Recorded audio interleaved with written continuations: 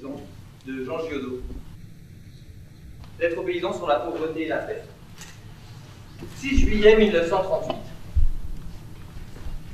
Ah, je vous entends. En recevant cette lettre, vous allez regarder l'écriture et quand vous reconnaîtrez la mienne, vous allez dire qu'est-ce qui lui prend de nous écrire? C'est pourtant où nous trouver. Voilà, à l'époque de la moisson, nous ne pourrons être qu'à 2 endroits, ou au champ ou à l'air. Ah, il n'avait qu'à venir. Comment qu'il soit malade? Comment qu'il soit fâché? Ou est-ce qu'on lui aurait fait quelque chose? Mais qu'est-ce que vous voulez m'avoir fait? Vous savez bien que nous ne pouvons pas nous fâcher, nous autres. Non, si je vous écris, c'est que c'est raisonnable. J'ai à vous dire des choses très importantes. Alors j'ai mieux que ce soit écrit, n'est-ce pas? Vous voyez, je me souviens peu de ça. Mais en vérité, il y a un peu de ça, il y a surtout beaucoup d'autres choses. Souvent, nous nous sommes dit, vous et moi, après certaines de nos parlottes, eh bien voilà. Mais c'est aux autres qu'il faudrait dire tout ce que nous venons de dire. Certes, nous sommes sur le devant d'une ferme, dans le département des Basses-Alpes. Nous sommes là une vingtaine. Et ce que nous avons dit, là, entre tous, ça ne nous a pas paru tellement bête. Nous ne sommes peut-être pas renseignés d'une intelligence, nous ne sommes pas servis d'une intelligence très renseignée, mais précisément sans embarras d'aucune sorte. Nous avons juste simplement parlé avec bon sens. Et chaque fois, dites si ce n'est pas vrai. Pendant le quart d'heure d'après, ça a été rudement bon de fumer la vie. Mais tout de suite après, on a pensé aux autres. Et dès qu'on pense aux autres, tout se remet en mauvaise place. Cette lettre que je vous écris, je vous l'envoie, mais puisqu'elle est écrite, je vais pouvoir en même temps l'envoyer aux autres, à tous les autres. Il y a tous ceux qui parlent de vous sans vous connaître. Tous ceux qui font sur vous des projets politiques sans vous connaître. Ceux qui disposent de vous sans demander votre avis. Et il y a d'un autre côté les paysans allemands, italiens, russes, américains, anglais, suédois, danois, hollandais, espagnols, enfin, tous les paysans du monde, qui sont tous dans votre situation à peu de choses près. Vous voyez, j'ai envie que ça aille très loin. Et pourquoi pas? Les paysans étrangers ont certainement, dans leur pays respectifs, des problèmes particuliers à résoudre, en face desquels ils sont plus habiles que nous. Mais mettez-leur entre les mains une charrue et de la graine. Ceux qui poussent derrière eux est pareil à ceux qui poussent derrière nous. Nous n'allons pas les embêter en nous faisant plus forts qu'eux sur des problèmes qui, pour quelque temps encore, s'appellent nationaux. Nous allons leur parler de choses humaines, valables pour tous. Et vous verrez, ce qui poussera derrière eux sera pareil à ce qui poussera derrière eux. Jean Giono écrit cette lettre entre le 6 juillet 1938 et le 16 août. Il sait que la guerre s'en vient. On n'a pas encore fait les accords de Munich, mais tout le monde sait que la guerre s'en vient. Et lui, il n'est pas paysan, mais il voit les paysans tous les jours. Il a des réunions avec eux dans les villages qu'il a autour de chez lui. Il ne les connaissait pas avant d'aller à la Première Guerre mondiale. C'est dans les tranchées qu'il les a rencontrés. Jean Giono, son père, il est anarchiste italien. Bon, Jean Giono, il est connu pour plein d'autres choses. Pas pour cette lettre. Il est connu pour L'homme qui plantait les arbres, par exemple, qui est un super dessin animé. Il est connu pour Colline, Albomu, tout ça. Il a fait. C'est toute une littérature qui est en rapport avec les paysans. Et ces paysans, il les rencontre dans les tranchées. Son père était anarchiste italien, cordonnier. Et lui est appelé donc à aller à la Première Guerre mondiale en 1914. Et il passe une partie de la guerre dans les tranchées, jusqu'au moment où il est gazé. Vous savez que dans la Première Guerre mondiale, on utilise pour la première fois des gaz moutards, le 11 juillet 1917.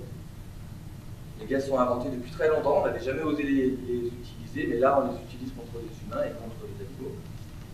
C'est un gaz qui crée des inflammations, qui brûle toutes les muqueuses, qui peut brûler les yeux, c'était le cas de Giono. Il a eu les yeux un petit peu abîmés par du gaz moutarde et donc il a été renvoyé dans ses foyers. Et dans cette guerre, donc on utilise cette molécule chimique, il y avait mon arrière-grand-père. Mon arrière-grand-père, il s'appelait Pierre-Marie Auguste Léon. Il était aussi dans les tranchées, paysan. Vous savez que plus de la moitié des gens qui étaient dans les tranchées étaient des paysans. Et cet arrière-grand-père, lui, il a eu un peu moins de chance puisqu'il a respiré le gaz moutarde. Et donc, c'est plutôt ses poumons qui ont été touchés en 1917. Il a passé 2 ans à l'hôpital, à essayer de soigner, de conserver la partie des poumons qui n'avait pas été brûlée. Et quand il est revenu en 1919, donc il avait la moitié de la capacité pulmonaire qu'il avait avant. C'est donc mon grand-père Pierre, qui avait 8 ans, qui assurait le travail à la ferme. Qui savait mener les chevaux, qui faisait tous les travaux les plus difficiles. À 8 ans, on peut dire que mon grand-père, il était paysan à 8 ans. Et on peut le faire remonter dans tout l'historique paysan. Puisque si je regarde mon arbre généalogique, je suis remonté dans 1680, et en fait j'ai vu des cultivateurs, des métayers, des laboureurs, que des gens qui travaillaient le sol. Donc, mon grand-père, j'ai envie de dire, il est de cette lignée de paysans qu'on peut faire remonter à peu près aux origines de l'agriculture. Ça m'étonnerait qu'il y a à un moment donné, avant les années 70, un moment historique où les gens se soient dit « Tiens, je vais retourner travailler la terre ». C'est arrivé très peu souvent dans l'histoire. Donc mon grand-père, on peut le faire remonter aux origines de l'agriculture. Alors les origines de l'agriculture, on sait que ça commence il y a 10 000 ans. Ah oui, c'est mieux. Ça, je peux avancer là. Je vous vois mieux. Donc il y a 10 000 ans, on sait qu'elle est née, entre autres au Moyen-Orient. Elle est née aussi, enfin, elle est née entre 10 000 ans et 6 000 ans avant maintenant. Elle est née dans plusieurs endroits. Donc on sait qu'il y a 10 000 ans autour du Moyen-Orient. C'est moins connu qu'il y a eu aussi de l'agriculture en Nouvelle-Guinée. Il y a eu une agriculture qui est née indépendamment du Moyen-Orient. C'est moins connu aussi qu'il y a eu une agriculture qui s'est développée en Amérique du Nord. Les Iroquois, ils cultivaient, ils faisaient du maïs. Et en tout cas, mon grand-père, il y a plus de chances que ce soit une origine du Moyen-Orient que de Nouvelle-Guinée. Mais on peut le faire remonter à cette lignée parce que, de tout temps, depuis il y a 10 000 ans jusqu'à mon grand-père, au début de sa vie, les graines se sont transmises. Elles ont été inventées par certains agriculteurs qui ont sélectionné les propriétés qu'ils voulaient et puis qui les ressemaient chaque année. Ils en récoltaient, ils gardaient ce qui leur avait paru le mieux adapté à leur terrain et ils ressemaient. Donc ils sélectionnaient, ils ne ressemaient pas celles qui n'avaient pas fonctionné, quoi. Celles qui avaient donné des épis chétifs. Et c'est pareil pour les animaux. Mon grand-père n'avait pas de moutons, mais il avait des vaches. Les vaches, ça a été inventé par l'humain en domestiquant l'auroch. Si vous regardez un auroch, j'ai peint sur les rocs préhistoriques, et puis une vache actuelle, il y a une certaine différence. Déjà, la vache actuelle est 3 fois plus grosse que la taille de l'auroch. Et en plus, bon, on a augmenté sa conformation en viande ou en lait, on a sélectionné. Le mouton, par exemple, il a été inventé, la vache, je ne sais plus. J'ai un trou là. Le mouton, il a été inventé il y a 6 000 ans. Il y a 6 000 ans, il y a des humains qui, a priori, dans les traces les plus anciennes qu'on ait, c'est dans le sud de l'Europe. En Sicile, principalement, on retrouve des os d'un animal, enfin d'animaux qui sont domestiqués cette fois, ils sont autour des foyers humains, mais qui ressemblent très fortement au mouflon. En fait, le mouton est un mouflon domestiqué. Alors le mouflon, vous allez me dire, il n'a pas la laine comme ça, mais c'est parce qu'il y a un paysan malin, enfin malin chanceux, qui a dû voir une mutation, des mutations de poils frisés. Le mouflon a du poil long, donc il servait probablement à faire des vêtements. Ça, c'est pas du mouflon. Mais c'est alpaga, ça. C'est chaud. Et le mouton avait du poil long, donc il servait probablement à faire des tissus. Et une mutation, on fait du poil frisé, ça diminue la toison, elle sera donc forcément plus propre. Enfin, donc c'est ce paysan, mon grand-père Pierre, je le remets dans cette lignée-là. Et donc comme à 8 ans il était déjà paysan et que son père ne pouvait pas travailler beaucoup le sol, c'est lui qui faisait jusqu'en 1939, donc c'est bon. Il s'était marié avec Marie-Louise, mon grand-père, avant la guerre. Mais il avait 5 vaches, une ferme qui vendait quasiment exclusivement que du beurre et du lait. Tout le reste de la production, donc il y avait des lapins, des poules, des oies, tout ça. Mais tout ça, c'était pour eux. pour la famille. Ce qu'ils vendaient, c'était l'excédent de lait. Et à la main, ma grand-mère transformait en beurre, elle allait vendre au marché, elle distribuait aussi dans les restaurants et dans les quelques familles qui réservaient leur beurre chaque semaine. En 1939, lui aussi va à la guerre. La Seconde Guerre mondiale, c'est pareil, on a mis beaucoup de paysans sur le front. Ce qu'il faut dire, c'est qu'à l'époque, il y avait plus de la moitié de la population qui était paysanne.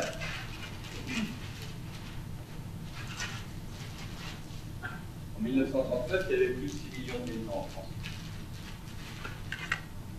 Et mon grand-père donc faisait partie de ceux-là. Quand il est parti en 1939, on l'a mis sur la ligne Maginot. Vous savez, la ligne qui avait été construite entre les deux, entre la France et l'Allemagne, qui a servi finalement à rien, puisque Hitler l'a contourné en quelques semaines.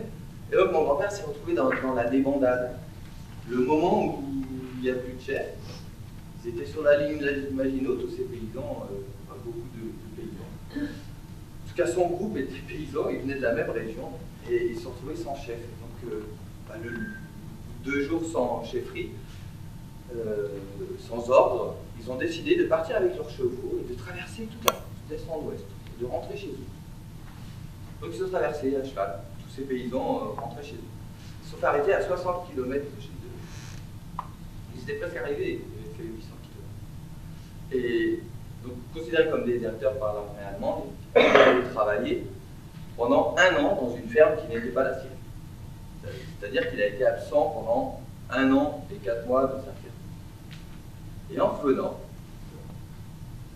sa ferme, ce qu'il avait le plus à cœur avait été enlevé, c'était ses chevaux. Je n'en ai pas parlé avant parce qu'il était paysan. Il mangeait du beurre, il vendait du beurre et tout ça. Mais aussi, sa passion c'était le cheval. Il était excellent éleveur. Donc il élevait même les chevaux pour ses voisins, il les dressait, et là tous ces chevaux avaient été réquisitionnés pour aller faire la guerre, soit par les Français au début, soit par les Allemands ensuite. En tout cas, il lui restait 2 vieux chevaux qu'il a fait travailler, mais c'est pas eux qui allaient lui donner des générations correctes. Il pourrait plus faire son rôle d'éleveur. Il n'est plus jamais remonté sur un cheval avant. Avant, il montait, avant 1939, il faisait des courses de chevaux, les pays. Il faisait des courses de chevaux entre eux. Il y avait un hippodrome, il s'était fabriqué, c'était comme la fierté de chaque éleveur. Il n'a plus jamais refait de cheval après ça, puisqu'il venait de perdre sa passion, quoi, et son outil de travail. Après-guerre, quand la guerre s'est terminée, il y avait donc 6 millions de paysans en France. En 1945, on a 6 millions de paysans qui doivent couvrir une population d'autour de 60 millions de personnes. Et jusqu'en 1950, il y a des tickets de ration. C'est-à-dire qu'il n'y a pas assez de nourriture pour toute cette population, qu'il faut reconstruire l'agriculture. La pression sur les agriculteurs, surtout ceux qui cultivent le sol, elle a été énorme. Et elle a été énorme surtout à partir de 1961, lorsque le ministre de l'Agriculture, M. Edgar Pisani, a créé des lois de modernisation agricole en 1961.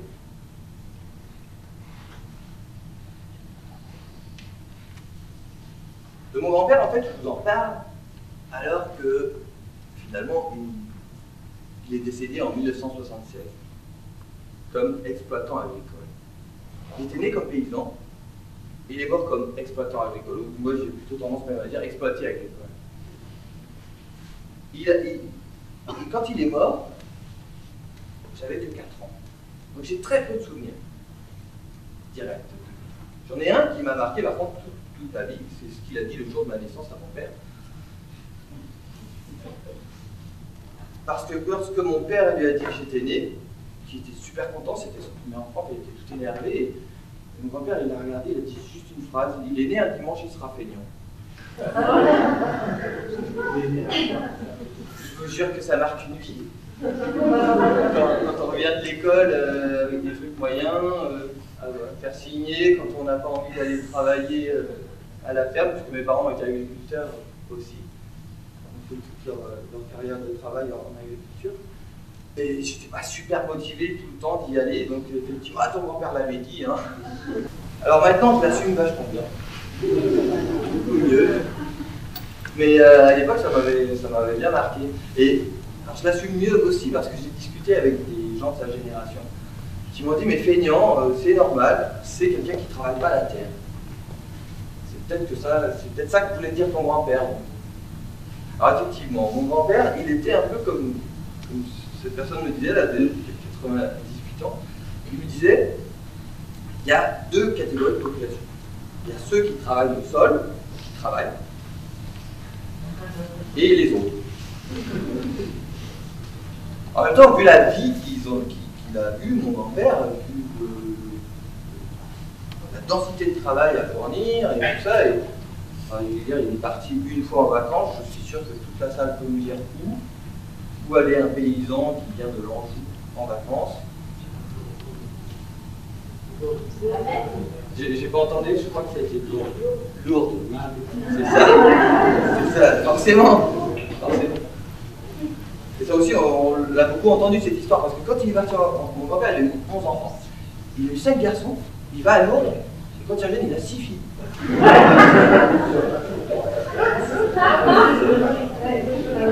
Forcément, il s'est passé quelque chose.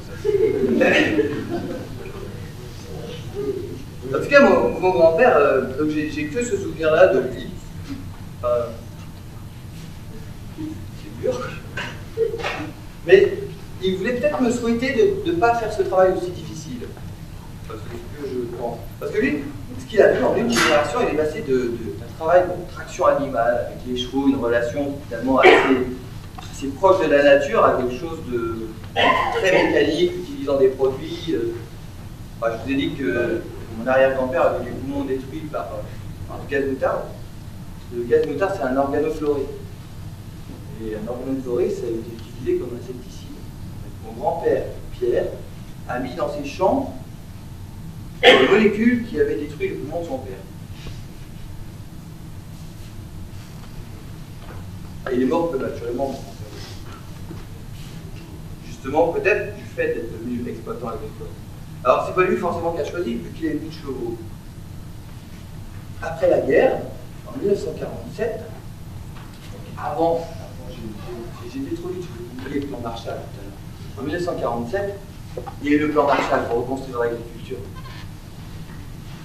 Le plan Marshall, c'est 6 millions de dollars qui arrivent. Bon, maintenant, 600 milliards de dollars qui arriveraient. Parce que 6 millions de dollars, c'était une énorme somme à l'époque. C'est 6 millions de dollars qui viennent des États-Unis en Europe pour reconstruire l'agriculture européenne. Finalement, les pays européens envoient cet argent là-bas pour acheter des tracteurs qui. Ça équipe, ça modernise l'agriculture. Les États-Unis utilisaient beaucoup de mécanisation, il y avait des espaces qui fonctionnaient pour ça, et le plan Marshall a beaucoup constitué à la mécanisation de l'agriculture. J'ai été un mal pour la difficulté du travail, qui simplifiait le travail de nos grands-pères. Mais forcément, pour acheter un tracteur, mon grand-père est allé au bon sens près de chez lui. Le Crédit Agricole, qui avait été une organisation qui était paysanne, agriculteur à la base, qui devait faciliter cet accès à l'argent. Et donc en 1952, il a son tracteur grâce au Crédit Agricole, par le Crédit Agricole, et il voit bien que pour rembourser les traites du tracteur, il serait bien de passer à un peu plus de vaches, quoi. Il faut augmenter un peu les vaches, il faut prendre 2 ou 3 vaches de plus. Alors ça fait 2 ou 3 vaches de plus à faire par jour, un quart d'heure par vache. Vous voyez que ça augmente trop le travail. Il faut aussi prendre la petite rayeuse qui va avec. Donc il fait ça. Il prend la petite rayeuse mécanique et qui lui remplit des bidons de lait et continue à transformer une partie de sa production en beurre pour ses clients. Il va vendre du lait en direct, mais il en a trop. En fait, il en a trop pour son réseau de clients. Et donc, les agriculteurs s'organisent pour créer des petites coopératives de ramassage de lait. En créant cette coopérative de ramassage de lait, bon, bah, on peut augmenter le nombre de vaches, donc on peut augmenter la taille de la treilleuse. Enfin, voilà, jusqu'en 1976, ça a été une lente croissance de sa ferme comme ça, en mécanisation. Bon, il n'a pas fait tout seul, hein. Mon père, il a été conseillé par des techniciens quoi, qui ont créé cette production, qui l'ont mise en place. Alors je vous disais, en 1961, il y a eu plusieurs lois. Edgar Pisani, qui est un ministre de 61 à 1936, qui est encore vivant, et qui revient beaucoup sur ce qu'il a décidé là, en ce moment. Il est très âgé maintenant, et il se dit, j'ai peut-être fait une bévue. Il se rend compte, en tout cas, et il en parle, déjà pas mal. Si vous avez l'occasion de lire ce qu'il écrit actuellement, c'est plus intéressant que ce qu'il écrit là. En 1961, il propose la première loi de modernisation agricole, c'est d'envoyer tous les plus de 55 ans à la retraite. Donc de leur donner une pension qui va permettre d'enlever tous ceux qui auraient été un peu récalcitrants pour la seconde loi. Donc, cette pension, je comprends qu'il l'ait acceptée parce qu'elle représentait un meilleur revenu que d'aller travailler. Et je comprends qu'ils aient accepté. C'était pas énorme, hein, mais bon, c'était plus que ce qu'ils ne gagnaient. Donc il y en a beaucoup qui ont accepté. La deuxième loi, c'était le remembrement des terres agricoles. Alors, plutôt, c'est pareil que pour exploitant exploité, j'ai plutôt envie de dire démembrement. Parce que là, on a envoyé des bulldozers et des pelleteuses, on a détruit des haies pour agrandir les champs, pour que les tracteurs puissent travailler. On a vraiment changé les paysages et toute cette organisation qui était très très ancienne. Dans mon coin, là, il y a des bordures de haies, enfin, des haies et des anciens chemins qui en 1500 sont déjà qualifiés d'anciens chemins, donc il n'a pas bougé celui-là. Ça faisait partie des choses à démembrer. C'était plusieurs siècles qui sont passés sous des bulldozers pour essayer de faire des champs à céréales. Il fallait beaucoup produire de céréales à cette époque. C'est la troisième orientation de ces lois agricoles, c'était de faire du blé, faire des grosses quantités de blé. Et donc mon grand-père a suivi ça, comme la plupart des agriculteurs français. Ils ont suivi cette lignée parce qu'il n'y avait pas trop moyen non plus de freiner, quoi, s'ils voulaient s'en sortir. Alors, ça a très très bien fonctionné. Dès 70, il y a un début de surproduction dans certaines. Donc on aurait pu se dire, 10 ans après, bon, bah, c'est bon, on arrête. Ça a fonctionné. On peut arrêter de démembrer. Et non, dans ma région, ça s'est fait dans les années 80, le remembrement, le démembrement. Effectivement, ça avait un autre sens. Par exemple, ça avait peut-être un sens parce qu'il y avait une diminution de la population agricole. En 1979, il ne restait plus que 2,7 millions. On est un peu dans ce type de courbe. Là. Les lois de modernisation ont permis d'envoyer du monde à la retraite, et puis après, les champs s'agrandissant, les fermes s'agrandissant, il n'y avait plus autant besoin de monde. Alors dans les années 70, il y a de la surproduction, dans les années 80, c'est l'enfer. On ne sait plus quoi faire. Il y en a qui s'en souviennent du beurre de Noël qu'on nous remettait qui était à moins cher à l'hiver. C'était la communauté européenne a commencé dès les années 70 à maintenir les prix. Et donc a acheté beaucoup de stocks. C'était mis dans des frigos. Alors pour la viande et pour le lait, ça marchait comme ça. Et on le revendait sous forme de beurre de Noël. Pas trop cher au mois de décembre, janvier. Bon, on n'a pas changé, on a continué à avoir une agriculture hyper productiviste. On ne s'est pas dit qu'on va diminuer les quantités qu'on produit, puisqu'on n'arrive pas à tout manger de toute façon. Non, on a plutôt continué à produire en diminuant le nombre de personnes. En 1989, non, 88, on est arrivé à seulement, il n'y a plus que 2 millions de personnes qui travaillent le sol. Et moi j'ai des souvenirs, là, je commence à avoir des souvenirs, des vrais souvenirs de 1986 par exemple.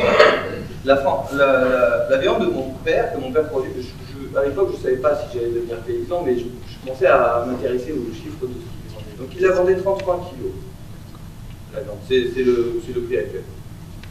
Bien sûr, on est à 4,50 €, 4 €. Donc il la vendait 33 kilos, elle était mise en frigo pour beaucoup, et une grosse partie du volume était mise en frigo, c'est une énorme surproduction. Et l'Europe, ne pouvant pas écouler cette viande, au bout de quelques mois, elle était obligée de soit la détruire, soit de la vendre au marché. Alors il y a des photos qui ont circulé parmi des syndicats paysans de quantité de viande qui était balancée à la mer, mise dans des bateaux et balancée à la mer, pour maintenir ses cours. Il y a aussi des ventes qui se faisaient à la Russie, donc c'était vendu à 8 francs le kilo, à la Russie, par l'URSS à l'époque, qui avait du mal à nourrir sa population. Donc l'Europe vendait à 8 francs le kilo. Elle achetait 30 francs le kilo, elle vendait à 8 francs le kilo, c'est pas tout à fait raisonnable, quand une viande a passé 6 mois dans un frigo.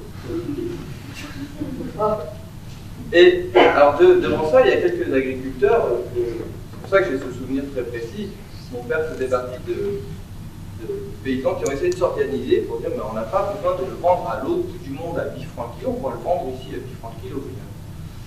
Donc ils ont fait plusieurs opérations organisées en agriculteurs qui allaient à l'abattoir. À l'époque, il n'y avait pas les miradors, les barrières de sécurité partout. C'était un abattoir un peu comme chez eux, c'était leurs animaux qui les mettaient à abattre. Et donc ils étaient rentrés, ils chargeaient les carcasses de viande dans la voiture, ils s'organisaient pour ne pas se faire choper au changement de voiture et tout ça. Ils arrivaient dans les quartiers d'Angers, du Mans, de Nantes, ils ont fait dans le Grand-Ouest. Et ils vendaient, il y avait un boucher qui les coupait là, et ils vendaient aux gens à 8 francs le kilo. Ils prenaient cet argent et ils allaient le déposer à la préfecture pour dire ne nous accusez pas de vol, on a juste fait le circuit court. En fait, bon, ça avait été moyennement apprécié, puis ça n'a pas changé grand-chose. Ça n'a pas changé, quoi. Les agriculteurs n'ont pas eu gain de cause. Ce qui s'est passé, c'est que on a un peu moins stocké dans les frigos, on a un peu plus vendu en avance aux pays qui avaient besoin de viande, par exemple, mais ça détruisait leur marché de viande à eux. En 1986, je vous disais, je ne savais pas si j'allais devenir agriculteur. Moi aussi, je savais par contre que mes ancêtres l'avaient quasiment tous été. J'avais fait déjà ce bout de recherche d'arbre généalogique. Pour moi, c'était finalement assez logique dans l'endroit où j'habitais de faire ça. Puis, je ne vous ai pas dit, mais je viens des Basses-Vallées Angers. C'est à côté d'Angers. Je suis incapable de vous désigner la France, mais vous voyez, Angers, c'est la Loire. Moi, je suis au-dessus de la Loire. J'ai encore moins de chance de passer par chez moi, je pense. Mais mon coin, il est superbe parce qu'il y a 3 rivières. Et en ce moment, la rivière, là, devant chez nous, elle est sur une partie de nos terres, elle a 2 mètres d'eau. La rivière, elle passe de 25 mètres de large l'été à en ce moment 2 km. C'est des prairies inondables, c'est les Basses-Vallées Angers. C'est une zone qui est plus qu'humide. Mais c'est magnifique parce que c'est une zone qui, forcément, est préservée de l'habitat, est préservée de routes, enfin, on ne fait pas passer d'autoroutes. Même l'aéroport, ça ne pourrait pas. Forcément, c'est dans notre coin, Notre-Dame-des-Landes, donc on est un peu sensible aussi. Mais il ne pourrait même pas faire un aéroport. Quoi. Limite un port, l'hiver. Et ce coin, il est tellement protégé qu'on peut faire quasiment que du foin. Ça n'a pas de sens de faire une culture là-dessus parce que là, il y en a qui ont essayé l'année dernière. Il y en a un qui est récalcitrant, qui veut absolument faire du maïs là. Ça marche pendant 5-6 ans. Il y a toujours une année où il voit son maïs, il y a 1 mètre d'eau dans le maïs, pas en quelques jours. Il ne peut pas récolter toutes les années. Bon, ça, là, cette année, comme il y a une crue qui dure depuis octobre, c'est une année réellement exceptionnelle. On a eu 8 montées des eaux, mais ça n'a jamais descendu au point d'assécher le sol. Donc il y a eu de l'eau tout le temps. Et ça fait comme une réserve faunique. Donc ça sert à la reproduction des poissons, forcément, mais s'il y a des poissons, c'est qu'il y a aussi tous les oiseaux qui viennent bouffer les poissons. Et c'est un endroit de circulation, quoi. Donc il y a des oiseaux qui viennent d'Afrique, de Russie, des milliers d'espèces qui sont dans cette zone protégée, enfin qui passent dans cette zone protégée. Donc, je disais tout à l'heure, je ne suis pas toujours motivé pour aller aider mes parents, mais quand mon père me disait on va faire le foin dans les basses vallées, j'y étais. J'y étais toujours. Vraiment, parce que enfin, vous savez, je sais pas en fait, mais dès 10 ans, on commence à conduire des tracteurs, tout ça. Donc là, j'avais 14 ans, en 1986, j'étais carrément autonome. Je pouvais faucher, faner le foin. Et faire du foin, c'est être sous le soleil. C'est être sous le soleil dans un endroit où la prairie, elle est naturelle, c'est-à-dire que dans 1 mètre carré, vous avez 40, 50, 60, des fois 100 espèces végétales différentes, 100 variétés de fleurs, d'herbes. Donc c'est magique, quoi. Ça sent bon, c'est du soleil. C'est le printemps, il y a des oiseaux. Voilà. Et donc je faisais ce foin en 1986. Et le premier soir du foin, j'ai été bloqué au lit. Bloqué, mais vraiment bloqué, quoi. Je ne pouvais plus bouger ma jambe. C'était plutôt inquiétant quand on avait 14 ans. Donc j'ai fait des radios et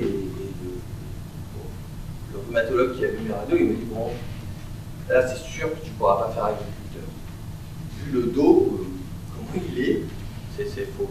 Pareil, il m'a interdit la motocross. Enfin, j'ai jamais eu de mobilette, même de 103 XP, donc je m'en foutais, c'était pas. Il m'a dit surtout jamais de planche à voile. Pas vous imaginez où j'étais, quoi. Il m'a dit que je pourrais pas faire flic non plus.